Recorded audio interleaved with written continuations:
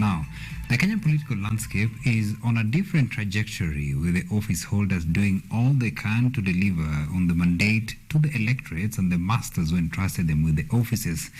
It is a government that made a myriad of ambitious promises during the campaign periods, and if not for the politics, Kenyans should be living the heavenly life as the 100 days in the office draws nearer. Lots have been said and done in the efforts to probably better the lives of the common mwananchi.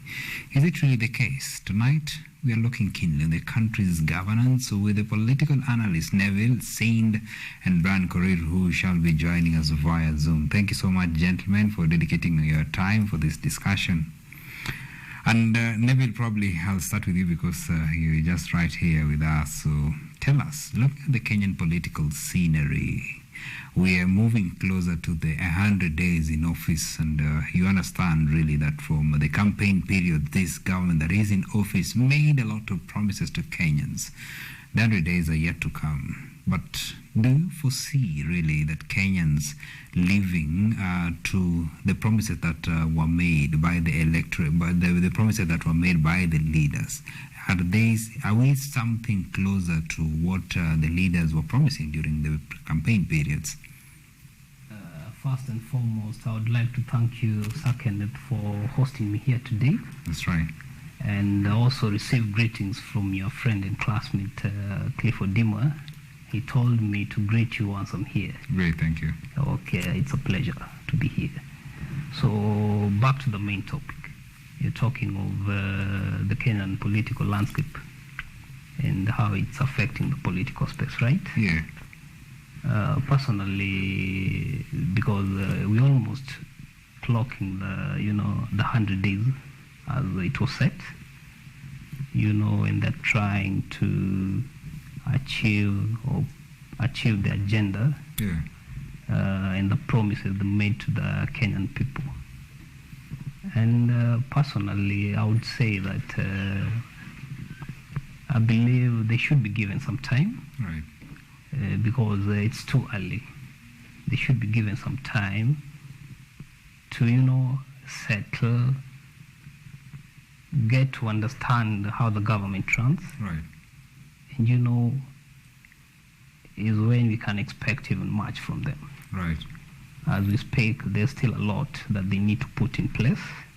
Because remember, the incumbent government, they go to office, right? Mm-hmm. And you've heard people claiming that they go to office and the government coffers were empty. Yeah. So meaning they inherited, a dilapidated economy. Yes. And therefore, in as much as Kenyans are expecting much from them, we also need to be very considerate, right? Right. And get to understand, the dynamics involved, mm-hmm. When running a government, right? Great. So probably let us get the insights of Brian Korir. I don't know, Brian Korir, if you can get us and if you're getting us. So I want to get your insights. The government of the day, we understand that it's not so long when they had inaugurated and sworn in the cabinet secretaries and now the principal secretaries as well.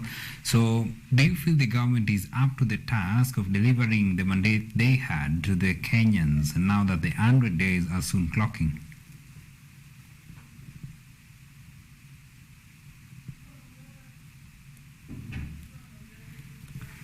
All right, sorry about that. You're not getting the sound for Brian Korir. We'll just rectify that and get his insights later. So maybe to get back to you. And now, what's been happening lately? We have seen the topic on the 4 dissenting IEBC commissioners led by the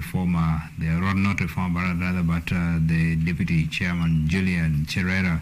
So we have seen the JLAC, the committee that is the Committee on Justice, the parliamentary committee, of course, who are supposed to hear from them, the petitioners and, of course, the respondents on their case. Now that during the inauguration, we understand probably, just to pick a line from what the president's saying, that they're not going to have room for vengeance in their government. borrowing from how the former president Uhuru Kenyatta led and probably supported who was his main opponent, saying that there was not going to be room for vengeance in his government. So what is happening with these 4 IEBC commissioners who are dissenting, who are not in agreement with the results that were announced by the chairman, Wafula Chebukati? Do you see this as a form of vengeance, probably now tainting the government, making it look like it's talking from both sides of the mouth? Yes, I can understand that, right? But remember, there's some conflicting interests within the IBC, the commissioners, right? Yes. The Kenya Kwanza people, they're threatened in a manner that, if they leave these people, and Juliana Cherera is the second in after Chebukati, right? Right. And now when they assume office, or when they, Chebukati, because Chebukati is leaving in January, right? Sure. Now when Juliana Cherera gets in there, and with these other commissioners, remember, because it is assumed that they are, aligned to Azimio, right? They're having some sort of a leaning towards Azimio side. Right. And the other commissioners are also seen to be, the other side of Kenya Kwanza, right? So personally, what my advice would be that because of that, there's some conflict of interest somewhere. And there are some petitioners who petition before the Justice and Legal Affairs Committee, right, to have these people removed from, from the IBC, right? So that a gazette notice can be put for new IBC officials to be recruited, and also, of course, to part the process of vetting, right? So because of this, and as Kenyans, we also understand a lot of things are taking place as we speak. The only good thing that could be done is that to avoid this issue of conflicting interests, I believe that there should be fresh people or the officials to represent the IBC. And remember, this can only be done when these other ones are, they're out of office, right? Right. And remember, this is mainly being done, to address the issue of the conflicting interest within the IEBC, right? So that even if they're removed, and therefore when the other ones are being recruited, then it is a fair, it's a process that is fair. Yeah. And that the people that are going to be recruited as new IBC officials do not have some political, alignment. All right. Great. So I don't know. That is really interesting, and I still want us to delve on that. Probably there could be conflicting interests. That's why we are seeing this. I don't know whether Brian Korir is back. All right, we are not getting Brian Korir yet, but now that, of course, borrowing from what you've said, that there could be a possibility of conflicting interest. That's why we are seeing the Justice and Legal Affairs Committee really tough on the 4 dissenting IBC commissioners, and probably looking at the setup and the formation of the JLAC, the chairman of the JLAC. During the presidential election petition, the chairman of the JLAC was among the legal minds that were representing President William Ruto. Do you see any chance of probably it going smoothly for these 4 dissenting IEBC commissioners, and probably whatever reason that was raised by the opposition leader Raila Odinga, saying that what's happening with the 4 IBC commissioners could be a plot by the sitting government to, whitewash probably the 2027 general election. So what is your take on this, Dale? It's a good question, Saken. This issue, it is a serious issue, by the way. And remember, just as you said, that the chairman of the JLAC was one of the president's, legal minds, right? If you look at that keenly, or in a broader perspective, that is, there's still a conflict of interest, right? Because the ruling of course, it would be the one you expect, right? Yes. So the issue is to address the conflicting, the issue of conflict interest from both of the political divides, right? That is the Azimio and the UDA. Because this issue it's gaining some grounds as time goes by. So to address this issue, they should come up, with a fresh, they recruit fresh IEBC officials.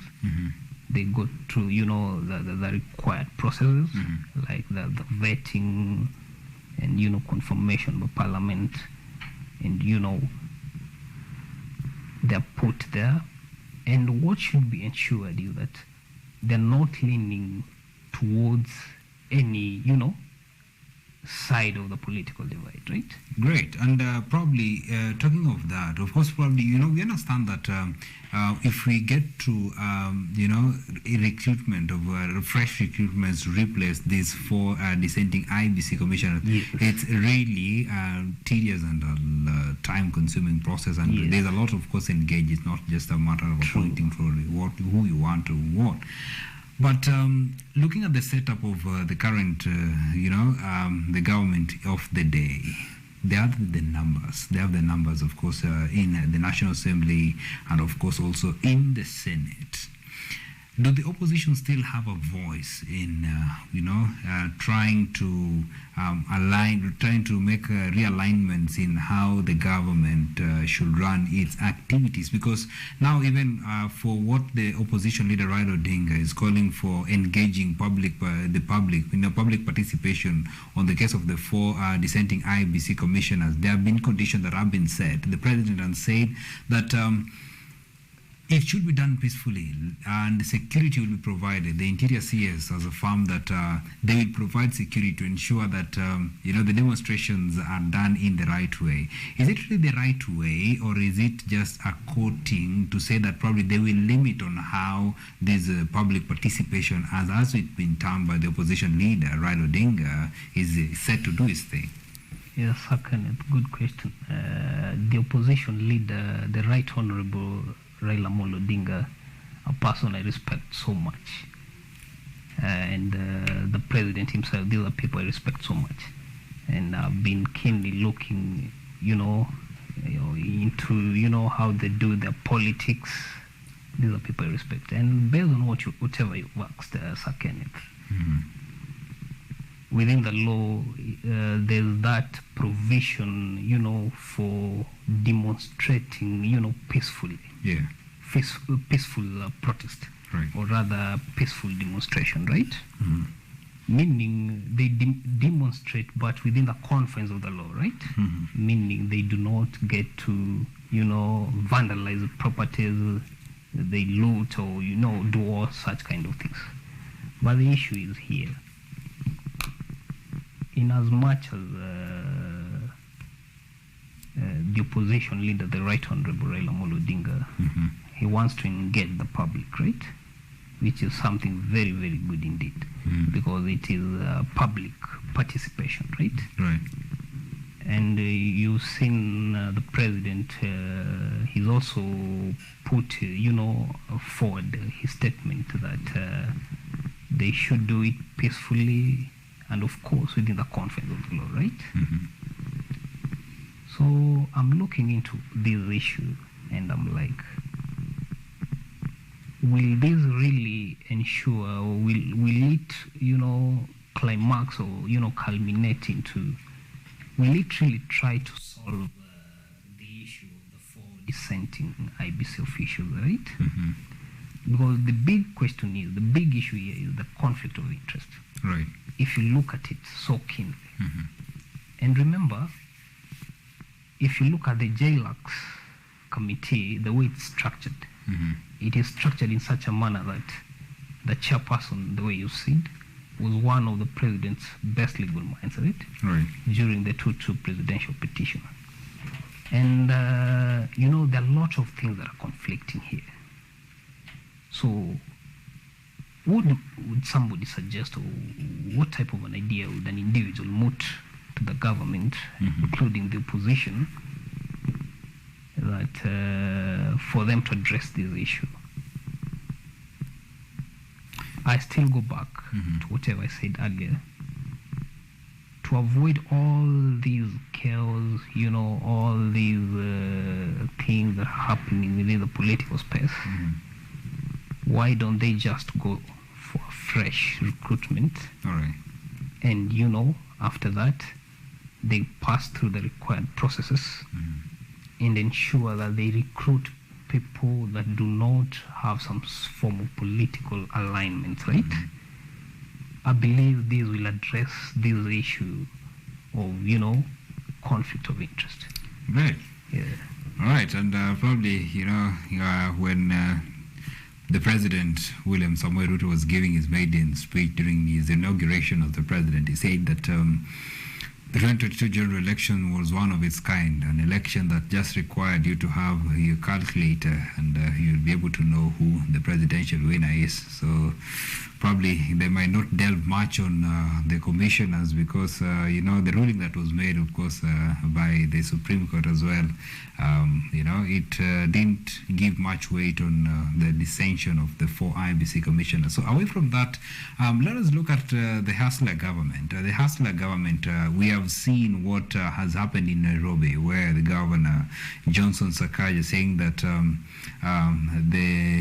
the clubs won't be operating at night in the residential places because of noise pollution. And of course, this has elicited mixed reactions from residents of the city, saying that, a lot of comments were done by the Kenyan netizens saying that, that is the Hustler government that you elected in place. And a lot of things, of course, the government doing to make sure that probably things are right for Kenyans and the common range are living to, the heavenly promises that were made by them. What do you make of this move that has been made by the Hustler government, that is the Nairobi governor, Johnson Sakaja, which has also been endorsed by the President, William Ruto? What do you make of all this? Do you think probably, as Kenyans are putting it, that now this one is limiting our earnings? And remember, we are headed to the festive seasons where you expect Kenyans to probably spend a lot of time with friends in these joints, probably at night, because that's when you find time from work.